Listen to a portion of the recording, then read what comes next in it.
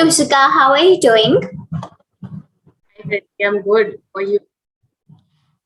Doing very well. So, what's going around? What's happening these days? Oh, um, I would say interesting things are happening. So, it's weekend, so it's kind of not like an exactly lazy weekend. So, but yeah, a lot of interesting things happening in and around. And it's a good weather today, so Okay, you are in Delhi? Uh, yeah, okay. So, thank you for joining again, and let me begin with a short introduction of you. Being an alumni of Karki College, Toshika Agarwal is currently working with McKinsey and Company as a junior analyst under the strategy and corporate finance. She had also worked with Vodafone, with Viacom 18 and Yes Foundation. She is the founder of Quick, a community for students to interact with business leaders, get the real world experience via internships, workshops, networking, and much more. She is the District Director, Professional Development, Rotary International. Reach out to her if you want to talk about career, entrepreneurship, professional development, management, strategy, and consulting. And if you don't know, she's always hiring for internships at Quick. Do reach out to her via the details in the description below. A warm welcome to you, Toshika, on Journey Teachers. thank you, Betty. Thank you so much for having me today. Okay, so the first question for you goes like, how were you able to join McKinsey and Company? Some tips on cracking the interview for the same, and how does it feel to join such a reputed company? Well, I think it's kind of an interesting story and it's a long one, so I'm gonna cut it too short. I joined McKinsey through an off-campus placement. So they came to our college, but it was like an off-campus thing where folks from other colleges are also part of the role. And I went through the whole interviews and discussions with the team at the firm. And after that, I got this opportunity, I joined them. And I think it's amazing to be here at the firm. They have been, I don't know, I mean, there hasn't been a single day where I haven't learned something new. You get up and you're doing something interesting. And I'm not going to lie, before joining the firm for a role like this, I didn't even know that strategy is also a career or a domain where you can build a career into. So I think it's pretty interesting. It's a great journey for a person who just right out of college, exploring things, wants to learn, and it's very interesting. And I think if we talk about tips and tricks, it's not tips and tricks, but a very basic thing which is important for anyone applying at the firm or anywhere is that just be confident and be yourself of who you are as a person, because this is something I've noticed that McKinsey values a lot is who you are as a person. They do value your skill set, they do value your educational background, but if you are not the right person for this role and the environment, probably they won't move on with your application, even though you would have the skill set. So being very, just being open about it, and you should know who you are, what do you bring to the table. And that's why I think we have behavioral interviews at the firm, right? So behavioral interviews is nothing but the person talks about, maybe gives you an example of a situation which you might have come across, and how did you handle that situation. That helps you to understand who you are. So I think, yeah, that's what I would suggest. Yeah, maintaining your own identity. Yeah. Yes, that's interesting, and you got to learn, new stuff every day. That's great. Okay, Definitely. yeah. So, how should students actually choose their careers? What are the various considerations? Well, I think how do students choose their careers is a very broad question, because from where you are and what you are doing currently, as well as what do you plan to do, um, helps in determining how are you choosing a certain career. So if I talk about myself, I have a lot of overachievers in my family, which I think every single day motivates me to keep going, learning from them. And at the same time, I would say, I do have a lot of folks from the business background, chartered accountants and everything, right? Which definitely motivated me to get into chartered accountancy. I pursued it as well, but after some time I realized this is not like accounting or taxation is not my domain, so I left that.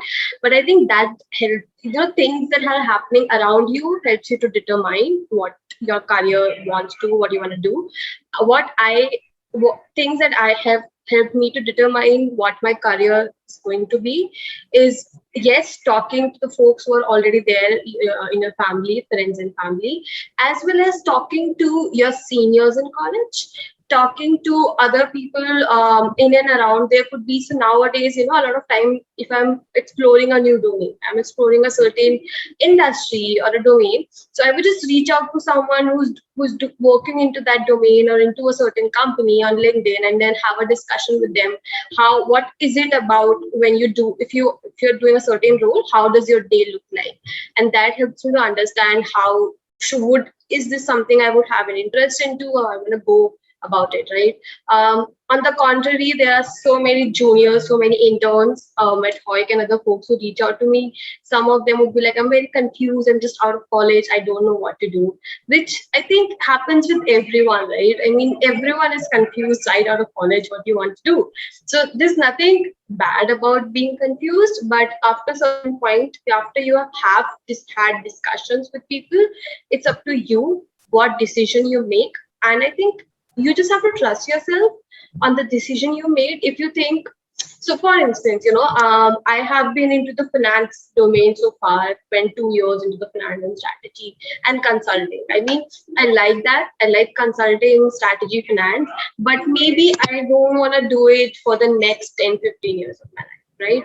I mean, and I don't say that I regret my decision of joining the firm, because I know I learned a lot, but this is not what I have an interest into. So I decided to move on with a different role, right? So, I mean, be open to what's coming your way, and then just try and understand, do things and see what do you want to choose as a role. Absolutely. That's so true. And not after, just after college, but just after school as well. Students are so confused. Yeah. So, yeah. So, how do you get inspired by the overachievers in your family? Well, I think it's all so a very simple thing, if there is someone who's very motivated about this career, what they're doing. So yes, they are very much dedicated into their domain, into their work. But when you are just in and around, you're meeting other folks in a family function, sometimes you might want to you end up discussing different roles, So like my uncle was CFO of Shangri-La Group of Hotels. So I think if I want to get into hotel management, and he's a chartered accountant as well as a company secretary. So I think while I was getting into that, I thought of talking to him, because he has done that, so he can give me insights into those domains, right? My brother-in-law was a BCG consultant. He's from IIM Calcutta. He sold one of his startup, building another startup. So now when I decided to get into the startup ecosystem, I definitely reached out to him to have his suggestions, his, what does he think about it? So when you're having these conversations with people in your family, that definitely inspires you to, when you see, okay, there was someone in the family so close to you who was able to do something, right? Which means it's not impossible. Doing something is not impossible. If they can do it, they are there to guide me, and I can definitely do it as well, right? So I think something like this motivates me to get up in the morning and then just get going. Yeah, exactly. This is really motivating to talk to and have conversations, especially with your family members who are doing such amazing things. Okay, so what is the importance of having the internship experience and certifications, and where, when, and how to use that certifications in your CV or maybe for your college profile? So I think I won't say certifications per se, or getting the certificate is something that should be the goal of anyone. a student or a professional. And I think that's what we sort of also talk about at Hoik a lot, that focus on your learning, then your certification. So when you talk about certification, yes, do a certain course, but do it with the goal of learning it instead of with the goal of getting the certificate. Similarly, internships, I think, are the best way for you to understand what you want to do in your career. Because as an intern, when you're doing an internship at a certain company, you won't be given a lot of responsibilities or a lot of work which a full-time employee gets, right? So it's not overburdening you, but at the same time, it gives you exposure of doing something. So when I was in college, I interned into domains like event management, marketing, social media marketing, different forms of marketing. I also did things into taking sessions, organizing sessions, so management sort of a domain as well, right? So I tried all of those domains, and that's where I got to learn, okay, so when I say marketing, this is what marketing is, and this is what you learn about doing it, right? So when you do all of those internships, it helps you to build your skills as well as your learning, which I think when I built Hoik, or while I've been building Hoik, all of those learnings have helped me out a lot in this time here, right? So I think whatever you're doing, wherever you go, these learnings would help. So don't focus on the certificates, but focus on what you are learning from a certain. That's absolutely so true. And I think one benefit of having the certifications is that or doing the internships is that we can do the internships irrespective of our degree. Like whatever the domain is in our degree, we can do the separate and different kind of internships. Yeah. So, what is your idea about entrepreneurship and how do we compare it with a job and what's better in your opinion?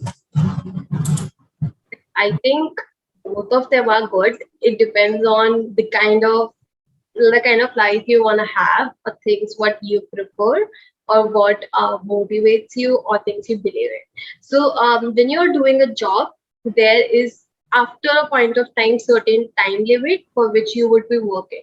So I mean, yes, so for instance, I'm a consultant, right? So consultant generally don't do a 9 to 5 thing. We know when our day is going to start, we don't know when it's going to end, but we know that after a point of time it's going to get end, right? Maybe 2 a.m. at night, maybe just 9 p.m. at night, but it will get over. But when you get into entrepreneurship, become an entrepreneur, your day never ends. There are so many things that you have to do. You keep doing the research, implementing them, measuring results and everything, right? And I think that's interesting. That domain, if you are interested into building a business, that would come with entrepreneurship. And if you think you are not really interested into building a business, but that's not something maybe you want to even try at, or take a risk of getting into entrepreneurship, doing a corporate job is good as well, right? I mean, so some people think that becoming an entrepreneur is very cool. It's very fun. So I would say the fun aspect, the cool aspect that you talk about is generally just the 10% of it, because all the effort that you put into, all the hard work that you put into is not actually visible to people. So, for instance, I'll give you one single example, right? So, you thought of a certain idea, you implemented it, and you thought it's going to go great, it's going to be like, boom, I did it, kind of a thing. But turns out your research was not good enough, or you were lacking something in your implementation, or the audience doesn't want it, and your idea flops. Now, that probably won't happen when you're doing a job, or you won't be so much involved into it while you're building it. And when that happens, when something you have been just working upon for months fails, that point of time, that the thing that just comes to you like a failure all of a sudden is something that you have to deal into, which people don't talk about into entrepreneurship, right? I mean, no idea becomes the best idea on the first day itself. Look at Paytm, look at any business you want to talk about. It takes years to build, it takes years to do it. But if you like it, you can do it. Lot of consistency and patience. Yeah. Yeah. So you are a mixture and a combination of, the employee and entrepreneur. Okay, so and you were telling this example from your own experience. Well, yes, we tried something, didn't work out. So yeah, that was my experience as well. It must be some very, sometimes people take it as harsh upon themselves.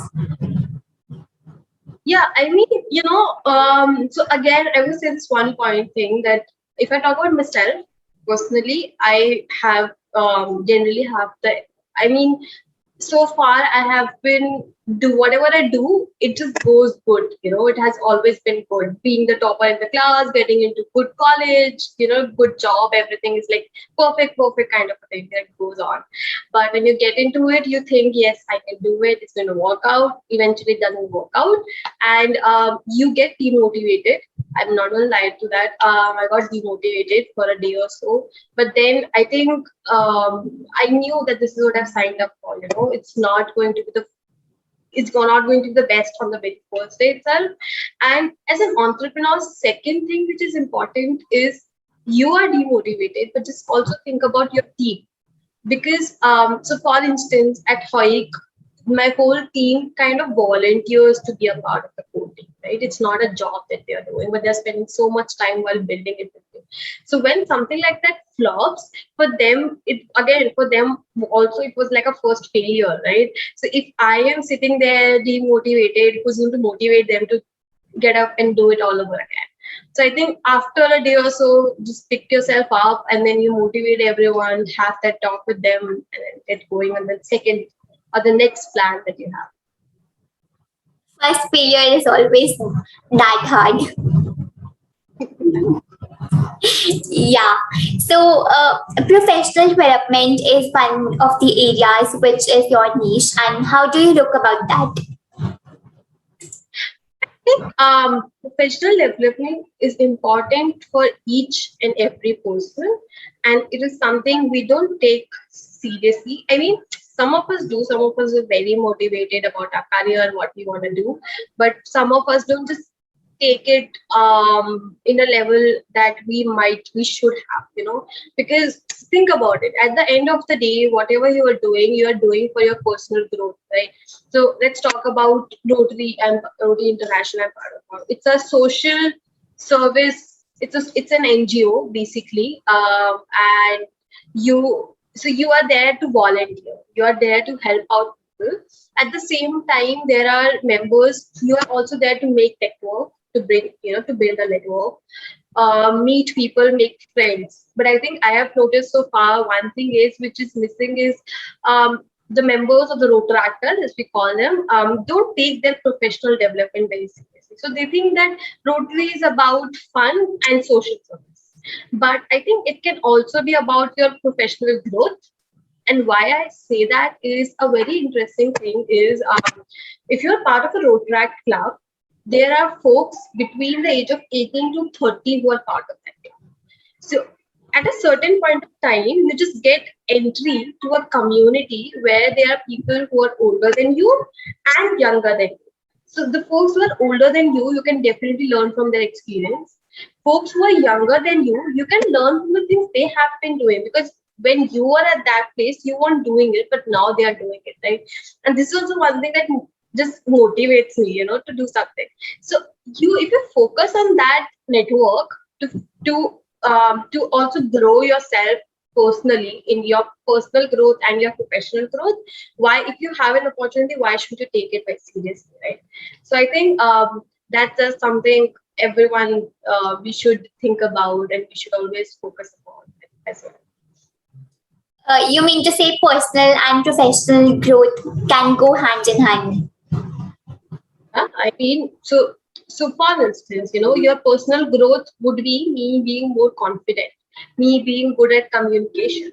If I'm confident and good at communication, it's going to help me to grow professionally. So I think both the things definitely go hand in hand at the same time. Absolutely. So, you are a keynote speaker and a judge as well. Tell us more about that. How were you able to grab such opportunities for yourself?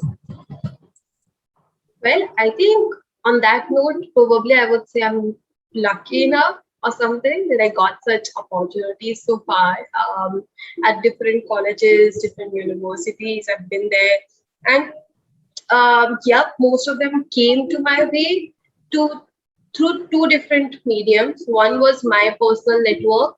So some of maybe my juniors, my friends, who saw what I am doing, what I bring to the table, they were organizing something. They invited me.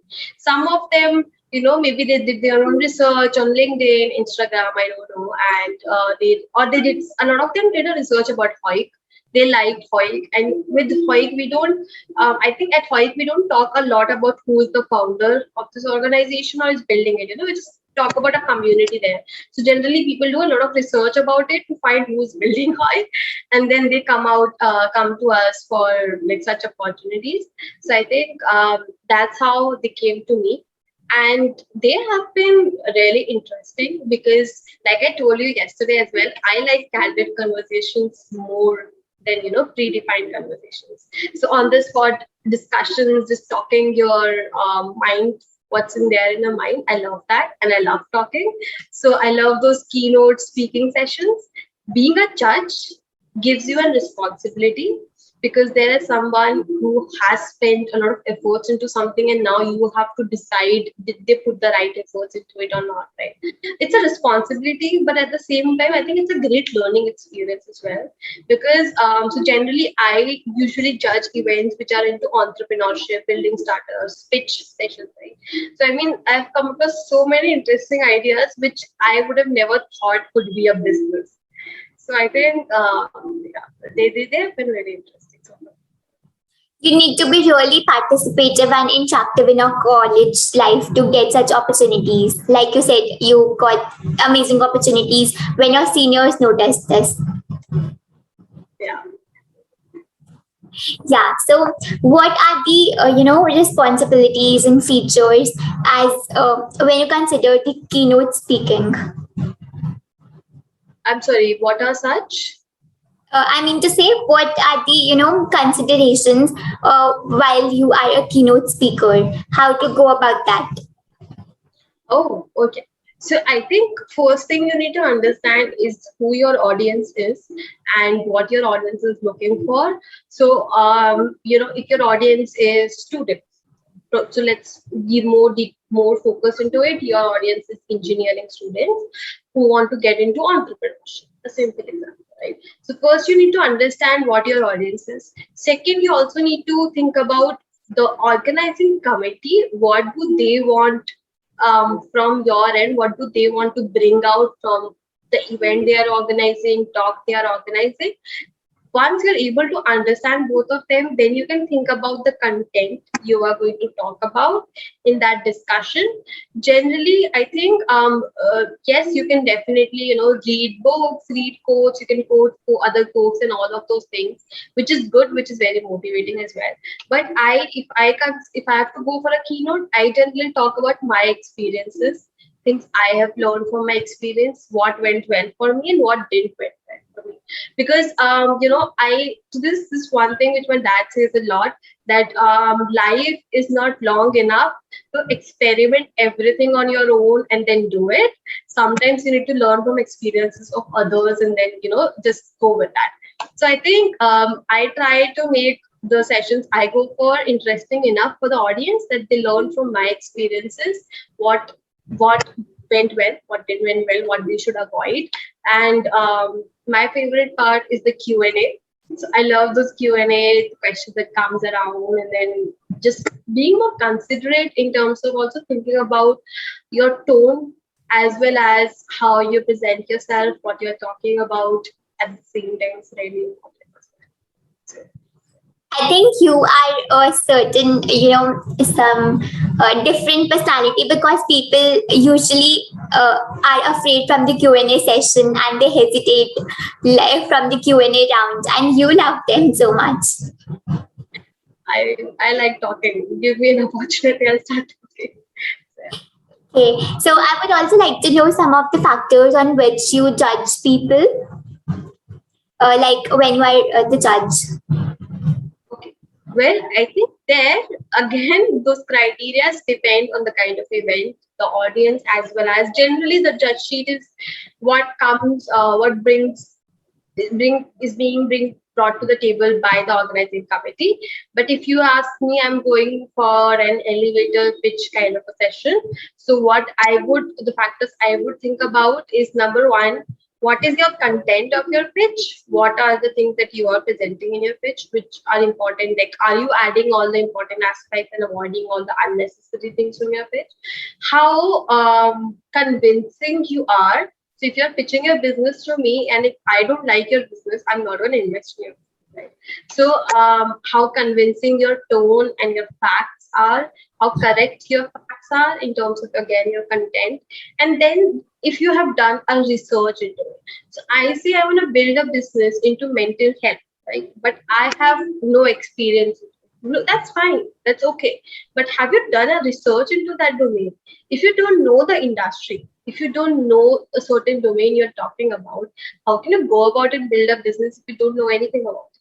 So doing a proper research about the industry, being aware about who your competitors are and how good, like how are you different from them and what do you bring to the table as a company is important, that I look into as a factor when I'm judging a certain business pitch.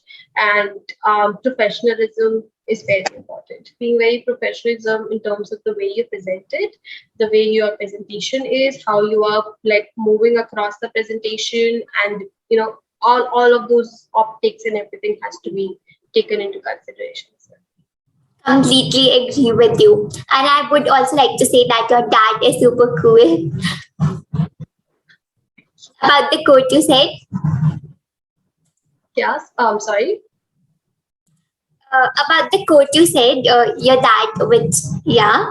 So the next question would be, what should be some growth strategies for students to grow in their career?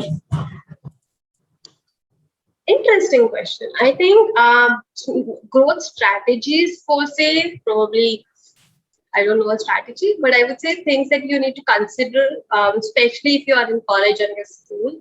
Number one, be open to opportunities that come into your way, because it's not that like opportunities would keep coming to your way, right? If something comes your way, be open to it. Don't say, oh, I don't want to do it, I'm not even going to try it. At least try it out to see how that has, how does it turns out. So again, simple example, I did internships into the marketing domain, management domain, event management domain, or people management, and I was more interested into marketing. So I thought I'm going to go for build a career into marketing. I was applying for jobs into marketing, but I came across this opportunity. I have studied strategy and finance while pursuing CA. I like them while studying them. So I thought, why not give it a try? Let's give consulting a try. How does it work? So being open in terms of the opportunities that come to your way. One more thing which is important is, I think, probably something not I have tried. I have personally tried a lot, but someone I know has done that a lot and has helped him out is asking for opportunities. Because yes, sometimes they come to your way, but sometimes they don't. You And have then to you reach have out. you have to reach out for those opportunities. You have to come out of your comfort zone and try things. So I think one thing that I loved was Kriti, that you're hosting these discussions. I mean, I think you will join your college this year, right? If I'm not wrong.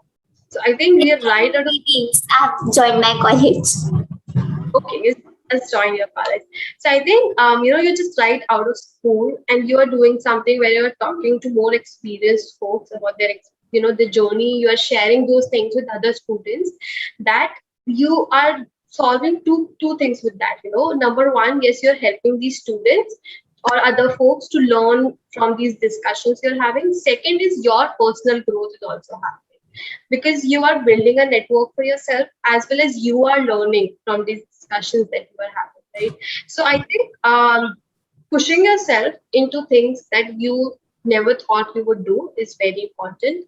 And I'm not going to lie, your college years, I think, are your golden years. I think it's like the best time for you to experiment, try different things and see what you like, what you're good at. Don't limit yourself to a certain thing and push yourself to do as many things as you can. I was interning at couple of companies at a point of time. I was taking my CA coaching classes. I was part of so many societies in college, and then there are college classes and everything, right? I mean, Delhi University is like at Delhi University. Usually, people are like, just let's just have fun, let's just go around. It's all that cool thing which it has to it. Yes, Delhi University is very cool, but it also gives you amazing opportunities. And if you are open to it, you will grab it. But if you are like, no, I just joined college and spent 2 years having fun, and in the third year I'll start doing stuff, and I think by the end of the year I'll get an amazing job. I don't think that's gonna happen unless you are a lucky person or something. Yeah. Yeah, absolutely. There will be a plethora of opportunities coming your way when you're in college, and you should grab them. And thank you for your kind words for me. All right. Okay, so to talking about networking, to what extent is networking important in the careers of students, and which is one of the facilities provided by HOEC as well?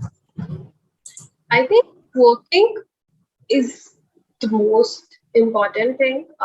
It helps you to grow into whatever you are. So, for instance, you want to get into entrepreneurship, right? Now, if you want to get into entrepreneurship, you have to do a lot of things.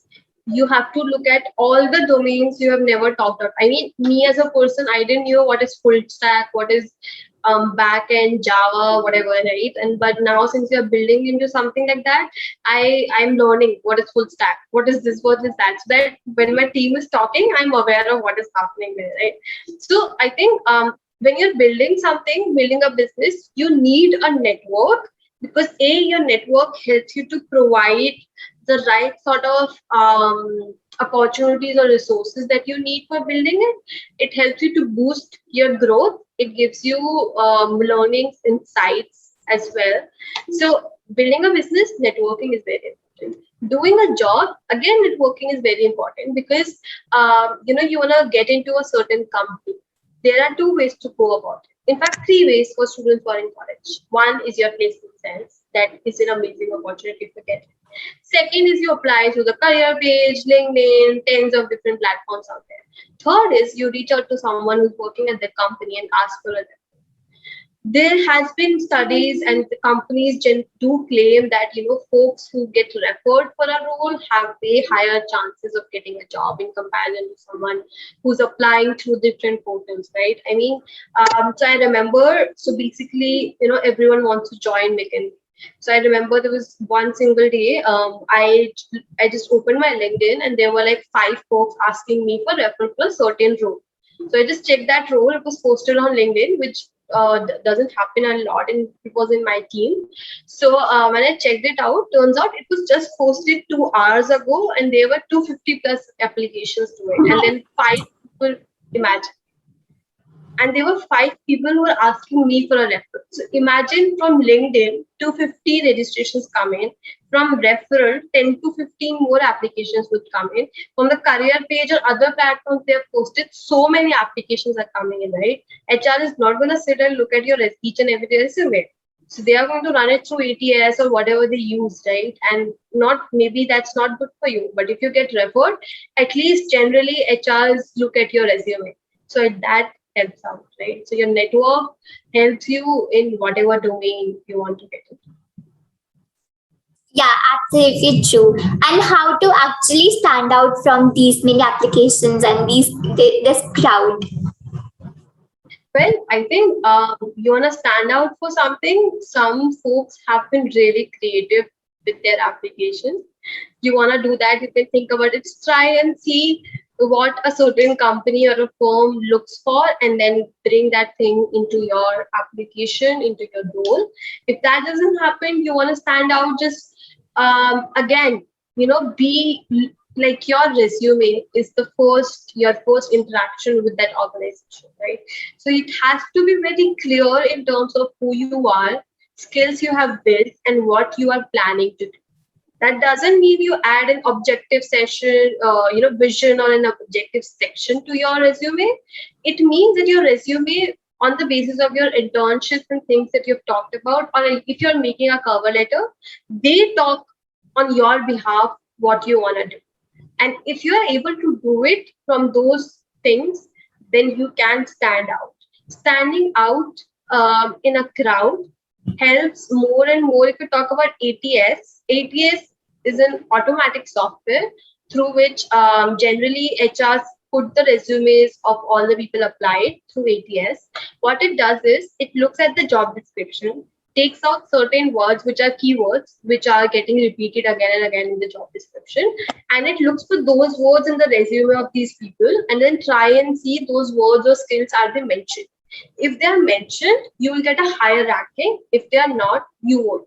So if you want to be a part of the strategy and corporate finance practice, your resume needs to talk about things like strategy, finance, stakeholder management, valuations, financial model. If your resume is not talking about them, you have a very lower chance of getting a higher ranking through NPS. So you have to tailor made your resume. The importance of keywords come here.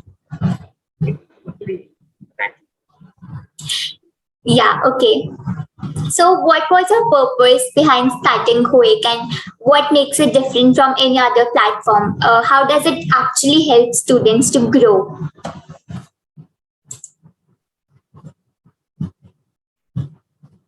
So I think we started with a different vision. Now the vision is very different. Initially, we were helping students to start their own business. So we are acting like a mediator, connecting these students who want to become a founder or an entrepreneur with investors, mentors, business solutions they need.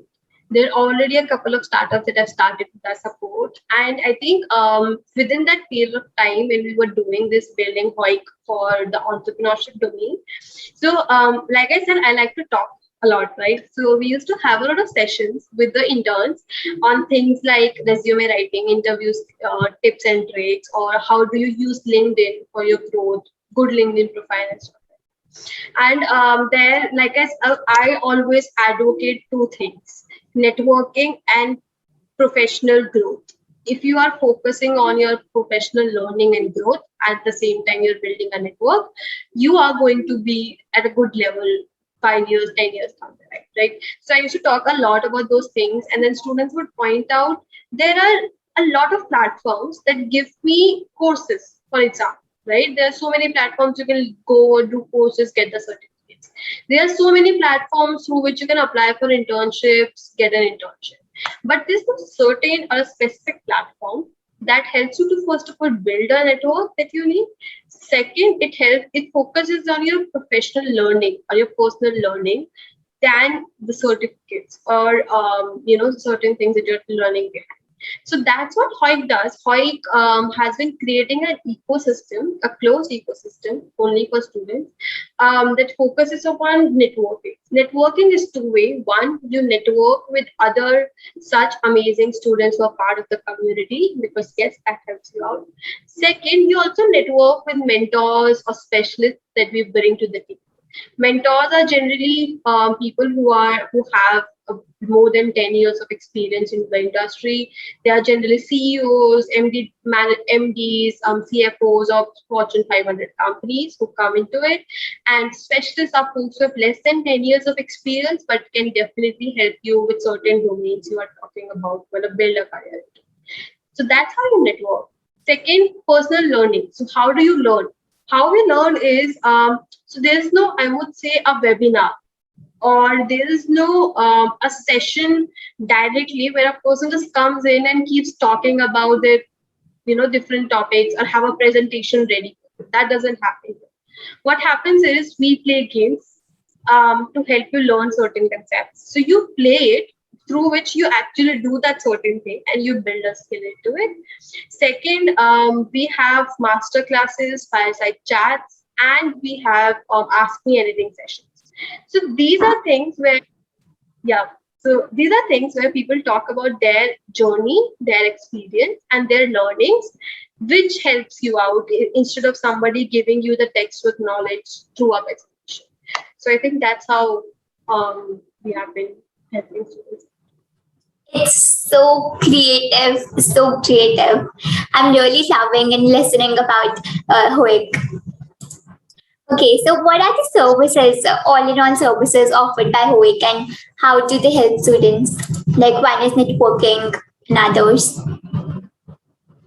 So I think so in terms of services per se, it's an ecosystem. You join, you have a monthly subscription model, you subscribe to the community. We before you join in, we first have a discussion with you in terms of what you are doing and why you want to join HOIP to see what kind of support you need from us. So for instance, Kriti, what do you want to, if you have thought about something, what do you want to do in the next 3 years of your college? Maybe in content writing field, something like that. Oh, so you want to get into content writing, right? Content writing is a field which is booming at the moment, right?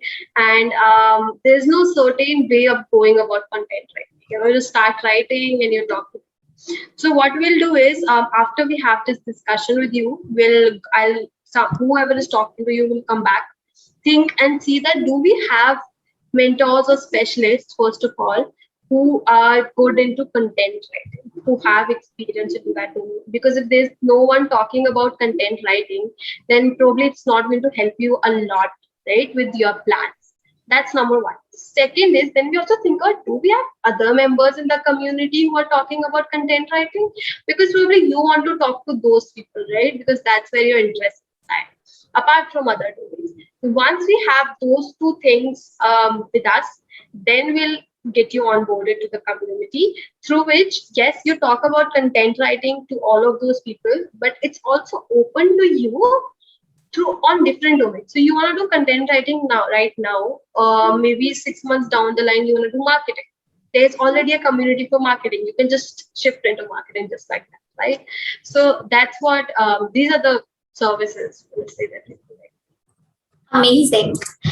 So, how do you help people with management consulting, and how does life in consultancy actually look like, and some insights about the same?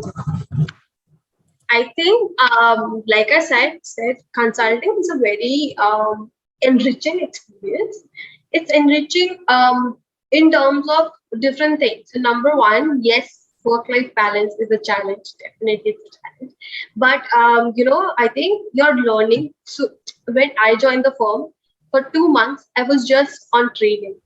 For 2 months, they were paying me to just get trained on different skills that I need. So imagine, I mean, I had studied those domains, right? They knew I have those skill sets. That's why they hired me. But even then, I was on training for 2 months. So first of all, your learning never stops. There have been 2 years, and I've gone through so many training, so many different things I've been doing at a point in time. So that's number one. Second is consulting is interesting. So generally, if we talk about MBB, or let me be more specific in McKinsey because that's what I know more about. So McKinsey has a very high valued client base, right? McKinsey generally works with Fortune 500 companies most of the times. So just imagine, you get opportunities to talk with the C-suite of these companies, or talk to CFOs, CSOs of these big, amazing companies, people with so much experience, number one. Number two, you are solving problems that maybe you might have now never thought existed. I mean, we were working with a team that was planning to hire a new CEO, and they wanted to see which CEO they should hire, which one should they decide upon.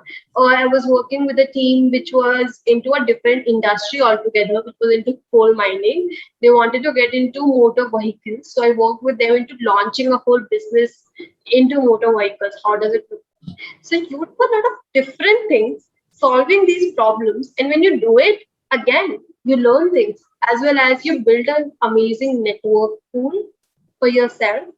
And I think it's very exciting. I mean, always excited about the work that I'm doing here because it's interesting. It's good to know people.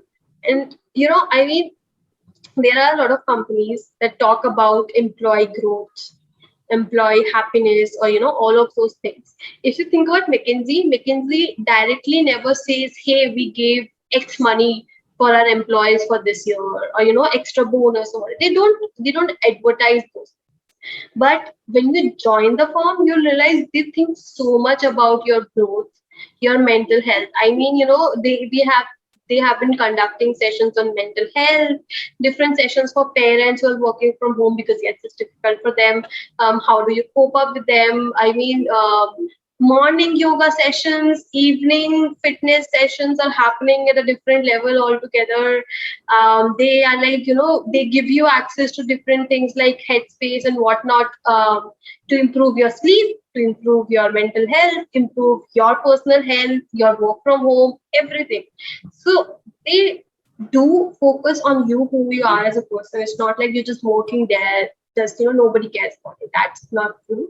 And good thing is they do it for your growth, not for advertising about it. So that's what I actually like about being at this point.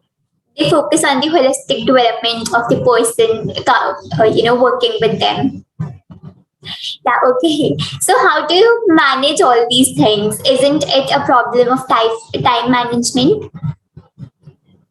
It is, and I think this is something everyone asks me. Time management is definitely a challenge with the kind of two domains that I've chosen so far. And I think how do I try to do it is my day at home at McKinsey starts at 11. So I get up at 9. I spend the 2 hours talking and thinking about how my this day is going to look like, number one, what I want to do throughout the day, and then talking to my team in terms of what is to be done, what not to be done. Once we have those discussions, I start my day here at McKinsey on a weekday. I'm doing my work at the same time. If somebody needs to have any question or something within the team, I'm there to answer them. Once my work here is over, sometimes generally it gets over by 10 or 11 at night.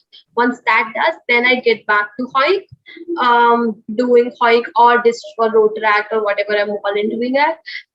Just doing all of them, spending next 3 to 4 hours into those things. And then, that's how my day looks like on a weekday. Weekends, generally, I like to schedule all these events, sessions, discussions, interviews, meetings on the weekends, because then I have more time to, it's easy. I can just sit and talk to someone. So that's it. That's how I kind of try to manage my time. And I mean, I'm not a Netflix and chill kind of person. So I like Netflix. Amazing. It's so amazing to talk to you. You are such an experienced person and a good, talker as well. And it's really exciting to talk, to have this discussion with you, because kind of questions that you are bringing are something I have to think about. Okay, so we would like to know some tips on starting your own venture as well. How do the things work out and the initial troubles and future satisfaction as well? And how does it actually feel to be working on your own startup? Well, I think it's quite exciting and overwhelming at the same time when you are building something. But how do you go about it? There's no fixed way to start a business. You know what you want to do, you did your research, and then you just get started with it, right? So that's how you go about building something. There's a fixed way of doing it. There's no that I'm going to start in 2 months, 3 months. That's not what happens. You have an idea in your mind, you did your research, and then you just get started with it. And then you think about, based on your business, what do you need the most? Some businesses need around R&D. So the day you start doing your research on that R&D, your business is officially started. Some businesses, like for instance, Hoik is a community, right? So day one, the day I started building the community, Hoik gets started. The way I start an Instagram account, it's out there. right? Some businesses are into manufacturing. So for them, the day they start their manufacturing or selling the products, their business gets started. So you just start it out. And during that journey, you try and see and you learn. Okay, you think about, oh, I need to find my GST records if you're into manufacturing. That's one very big challenge. Or you talk about, hey, I have to think about my social media. I need a dedicated social media director, or I need a dedicated content writer, or whatever, right? So you figure those things out during that journey. You are continuously looking for people, for an amazing, because your team is very important in your initial days. So you're looking for the right kind of team. You're talking to people, learning from them, and trying to, get them onboarded, take their help, and build together. So I think that's what it's about. It's very exciting, when something good happens, everyone is coming to congratulate you.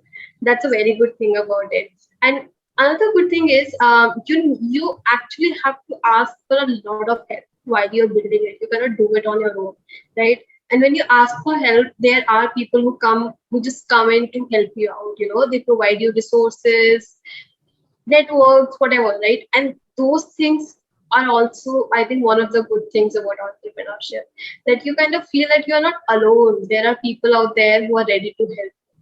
And I think one thing that I noticed is, at least the Delhi or the Delhi University startup ecosystem is very good in terms of that. I am in touch with most of the founders, with most of the popular startups from the university, and each one of them has been like very very helpful for me to me in this last 1 year. So I think that's the good thing about build it together. Yeah, exactly. And about building a team as well, it's difficult to find the like minded people and trust them with your team. Definitely. I mean, that's very true. In terms of the team you're building, it's very important for you as a founder to communicate your vision to the team in the right way. I think, I I am this is something I'm very proud of, that I have been able to build an amazing team. My core team, everyone who's there in the core team, I couldn't have done this without their support, the kind of support they give me, as well as, it's like they like doing it. So some of them have been part of the core team for almost a year now. Some of them had to leave in between, but they had to leave because they had certain career plans which won't happen if they're here. But they are like, as soon as we give a certain exam or we do this, we are going to come back. So I think people love, at least at White, people love working with us in the core team, and that's actually my motivation.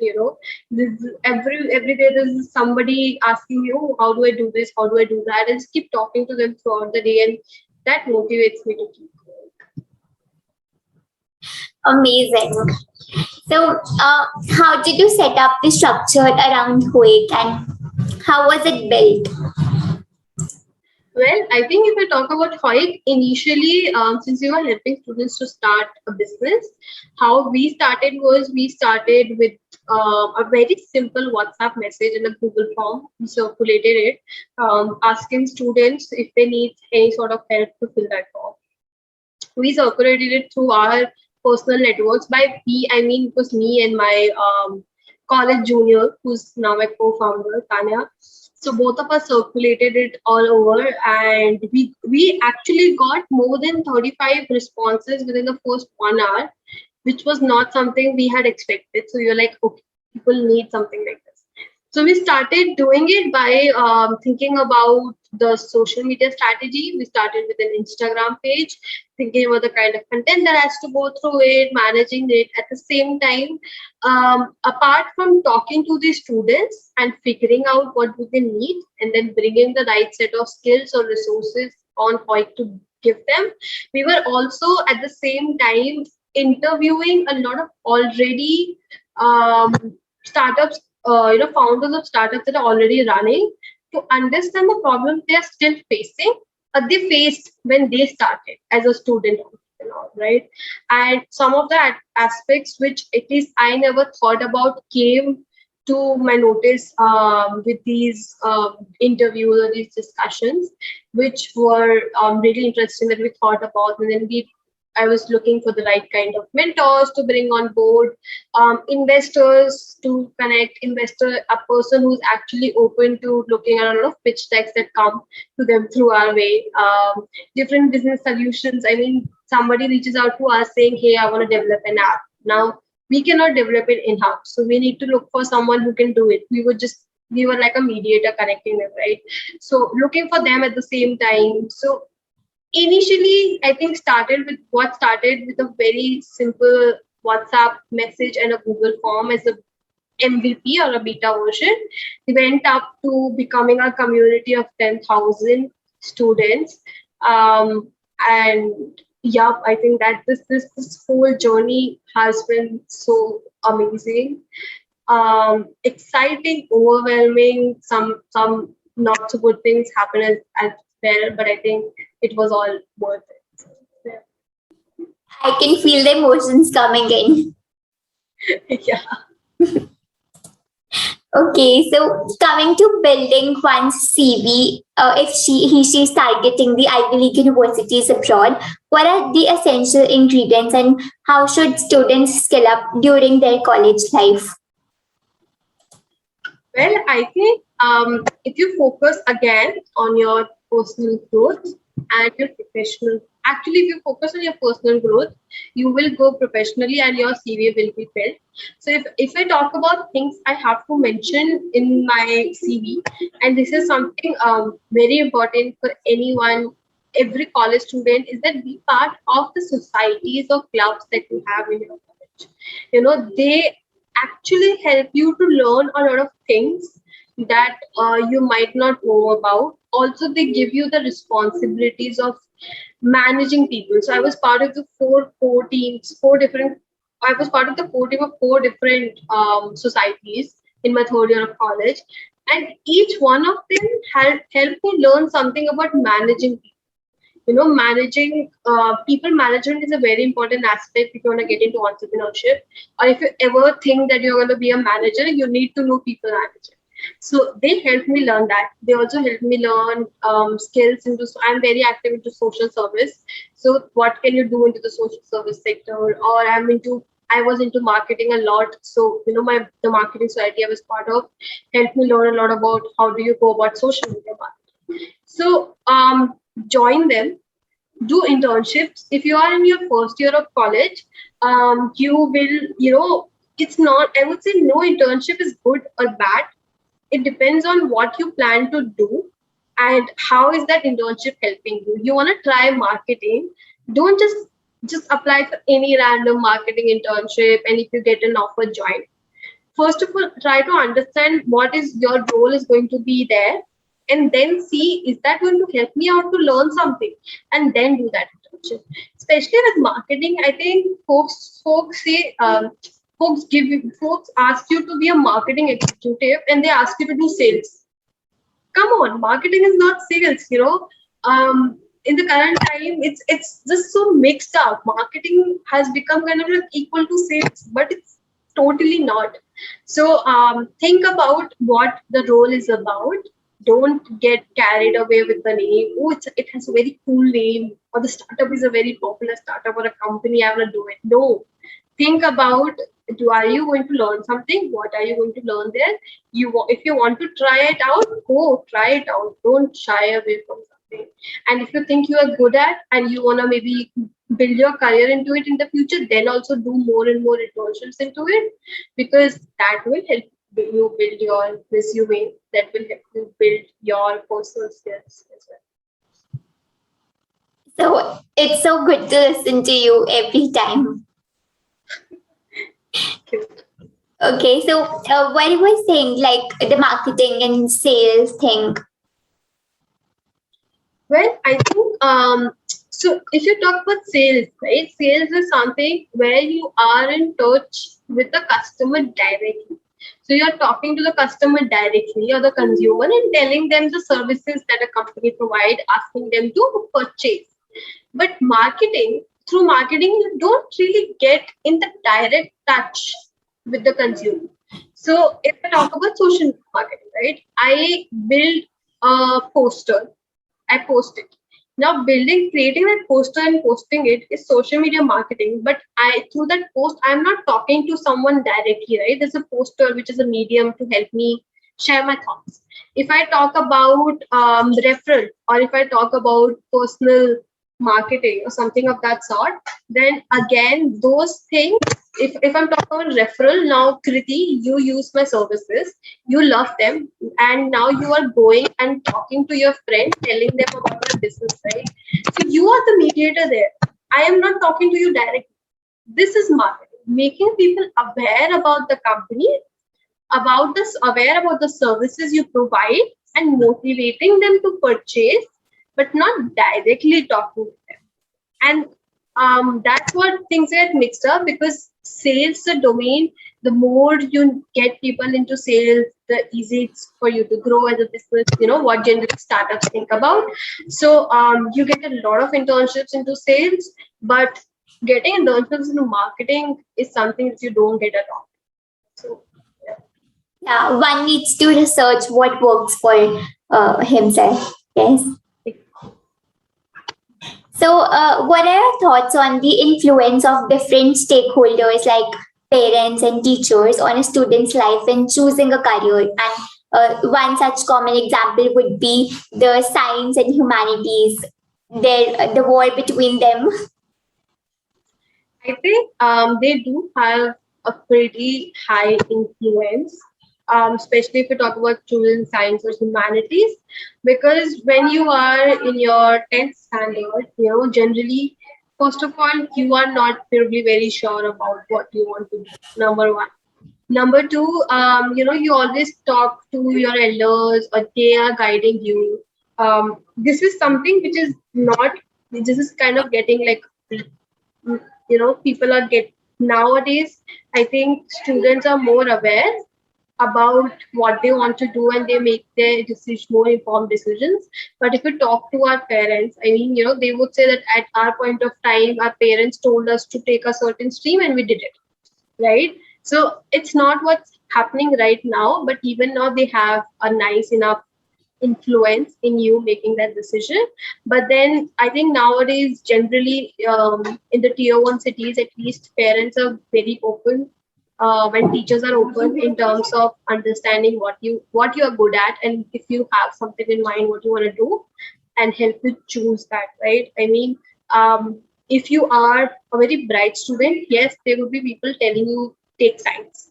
Nobody's going to even talk about humanities. Commerce, somewhat, maybe they'll try to adjust with it, but they like take science. But then there are also people who will tell you, hey, these are the career options available. What you want to do, think about it, and then you choose it. It's not up to you. It's not compulsion that you have to take science if you are a topper in class. So, yeah. Yeah, exactly. This is the common scenario. And what would be your take on some suggestions on acing the interview? I think, again, when you talk about acing a certain interview, number one, be confident about what you are talking about. So, for instance, somebody asked you a question and you answered it, and then they ask you, "Are you sure about it?" And then you start second guessing yourself. Don't do that.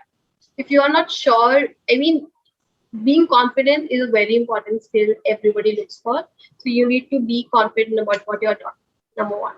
Number two, don't lie about stuff during your interviews.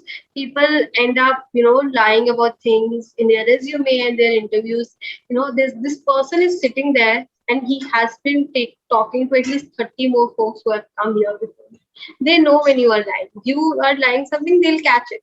And why do you want to go around and lie about things? Don't lie about them. Be very open and talk about things. I mean, while I was given an interview here at McKinsey, I was asked a question and I didn't knew the answer. Right? I wasn't very sure of the answer. So I said, I'm not 100% sure, but I think this is as far as I remember. This happens like this. And that person told me, no, not really. It happens the other way around. But that's fine, right? I mean, it's okay. I told them I don't know. If I just randomly give a claim, oh no, I know it and I don't know it, that's not good. So be open, be confident. Don't lie about. Don't be shy in asking questions, especially if you're looking for a job. Be very, ask questions. Try to understand the company you are joining. Try to understand the role you are joining, because you are going to spend a lot of your time and effort there, right? So be very, there's nothing wrong about asking questions. I always ask questions when I'm giving an interview to somebody. So ask those questions during the interview as well. Yeah, this really works. And I want to touch upon the career transitions and the pivot one has in his her life, and how to deal with that effectively. Does that confuse one's CV with different kind of career options? Well, I think this is something I have been doing currently. And yeah, when you pivot into what you have been doing, it's not going to be as easy as it could have been if you continue into the same domain, definitely. But it's not something which is impossible, right? I mean, if you did something, so I'm a consultant right now, right? If I'm a good at my job, if I had nice enough experience into it, then yes, if I join another consulting firm, probably the first firm I give an interview into, I'll get selected. But if I join a startup for a different role altogether, like an operations role or something, I might have to give 10 interviews. But in those 10 interviews, at least there would be someone who believes in your skill set and who believes why you want to shift, and they would hire you, right? So I think that um, yes, it is challenging, but if you are able to prove that you can do it, what you are talking about, you maybe don't have all the skills, but you have some of those skills, that helps, right? And I think before getting into interviews and applications, also maybe that's where you do an online course about things. So for instance, I was applying for a certain role which was into strategy and operations, and it was a fintech company. So they were hiring only engineers for a role like strategy and operations. It was weird to me, right? I talked to the HR. HR told me you need to know SQL as a language and R++. Now, I don't know anything about SQL. So I told the HR that I don't know anything about the language, but I can start learning it. If you give me some time, I'll work on it, I'll learn it, and then I can go through the whole interview process. Actually, they were open to it. So they gave me like 2 to 3 weeks. I enrolled myself into a course. I learned the skill. I mean, I haven't completed the course yet, but I got the basics of it. Then I started the whole process with Engine. So do try and understand the skill sets that certain role requires. Try to build your skill set into it, and then you should be clear about why are you pivoting your career. So, yeah. Yeah, do your own research. That is the most important thing. Exactly. Okay, so I'm done with all the questions, and it was such an insightful session. I mean, it was amazing. Honestly, like I said earlier, I loved this whole talk we had, and I hope whoever listens to this, and even you got to learn something out of it, right? A Both of lot, us a spending lot. amazing, amazing. So yeah, I loved having this discussion, and yeah, thank you so much for having me.